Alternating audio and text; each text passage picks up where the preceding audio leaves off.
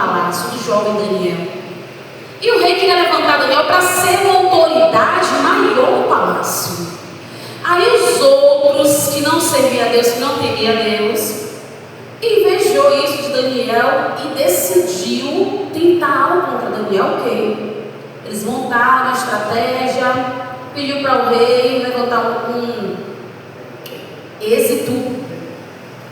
Aí quando o rei faz isso, assina aquele papel e tal, que não pode fazer, em 30 dias, na verdade, em 30 dias, não poderia fazer petição a nenhum outro Deus e nem a homem nenhum, somente ao rei. Daniel, jovens, como tinha um comprometimento com Deus, aí você me respondeu. Você acha que Daniel aceitou ficar 30 dias sem orar? Sim ou não? Não. Mas ele poderia ficar, não podia não? Poderia. Ele poderia ficar. Ele não ia morrer por isso, mas porque ele não quis ficar. Porque a vida que Daniel tinha com Deus era muito mais importante do que tudo ao seu redor. Glória a Deus. Daniel poderia obedecer ao rei e não orar. É como hoje, vou dar exemplo de hoje. Se o governador, o presidente, dá ordem para a gente, que somos de Deus, não orar a Deus durante 30 dias, você vai obedecer? Eu não vou. Porque eu não posso ficar sem falar com Deus. Glória a Deus. Aleluia. Como é que Deus vai falar comigo se eu não conversar com Deus diretamente? Porque quando Jesus morre e ressuscita, que o véu é rasgado de alto a baixo. Deus rasga o véu. O próprio Deus rasgou o véu. Jesus, claramente, através de Jesus, veio um acesso direto a Deus. Como eu peguei esse acesso? Porque autoridades acham que eu não posso falar com Deus. Quer dizer, quem manda em você é Deus ou é autoridade?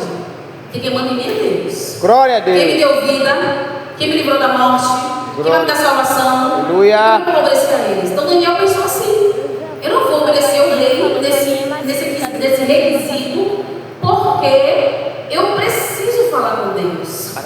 Eu não posso perder a minha vida com Deus, porque é mais importante do que tudo. Porque se eu estou exilado em Babilônia, por esse tempo eu não sei quando vai acabar, mas antes de chegar aqui em Babilônia, eu tinha uma vida com Deus lá em Jerusalém. Daniel tinha uma vida com Deus lá em Jerusalém, porque Jerusalém sempre foi o centro da vontade de Deus. Glória a Deus. Era onde Deus fazia os cultos a Deus e Deus se manifestava ali. A glória descia em Jerusalém. Então Daniel tinha uma vida com Deus em Jerusalém. Ele ia perder porque ele está em Babilônia preso como escravo? Não. Porque o que ele impedia Daniel de ter uma vida com Deus? Se ele não estava com as mãos amarradas, ele estava livre do seu corpo.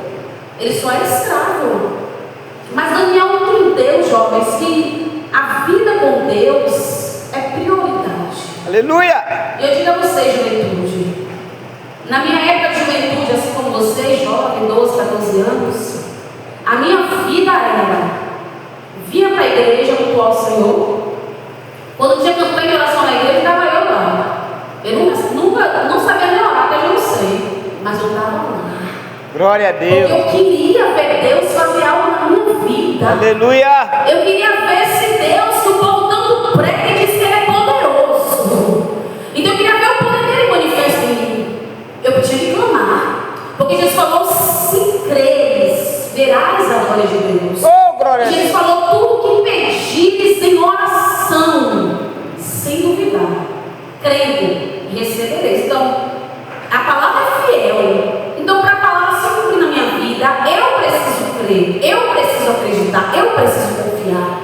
Então foi o que eu fazia. Minha vida era na igreja, orando, cultuando ao Senhor, porque eu era jovem, nada me prendia no mundo, eu não tinha nada para aprender. Então eu tinha todo o tempo para Deus. Lembra de Salomão? Salomão vai dizer assim: jovem, lembra do teu Criador nos dias da tua mocidade.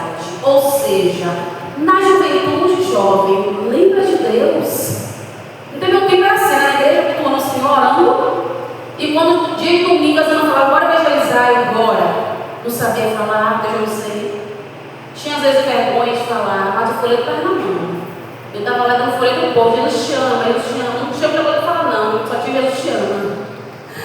Mas foi Jesus chama que Deus permitiu Glória a ao Deus. Deus de mim se manifestar na pessoa e olhar para mim e falar: Deus, eu não gosto de você, não te suporto. Eu não entendi, né? Mas depois perguntei a minha mãe, ele falou: minha filha, isso aí foi o diabo, minha filha. Ele falou para a pessoa que não gostava de você. Eu falei: meu Deus, você provocou isso. Para olhar para alguém que falou assim comigo, mas não, é porque eu estava com Jesus te ama para as pessoas, estava evangelizando, fazendo isso do Senhor, fazendo a obra de Deus. E o diabo não quer que a gente faça a obra. O diabo não quer que a gente marche na terra. O diabo não quer que a gente faça o vídeo do Senhor. Quantas vezes eu pregando, eu orando em casa, eu lembro como hoje, eu estava orando em casa uma certa feita, de madrugada, Deus me deu na hora assim, como um ser na porta da casa do meu tio, com uma cara assim muito feia, com fúria, me olhando, me observando que eu estava orando. O diabo quer que você ore, o diabo não quer que você jejue, o diabo não quer que você pregue, o diabo não quer que você fale de Jesus, que você evangelize nas ruas. Por quê? Porque grande é o que Deus faz no meio dos viventes quando você abre a tua boca com o profeta. Glória a Deus. Lembra de Jeremias? Você falar, Deus, uma criança, Deus falou: abre a tua boca, porque é onde te mandava.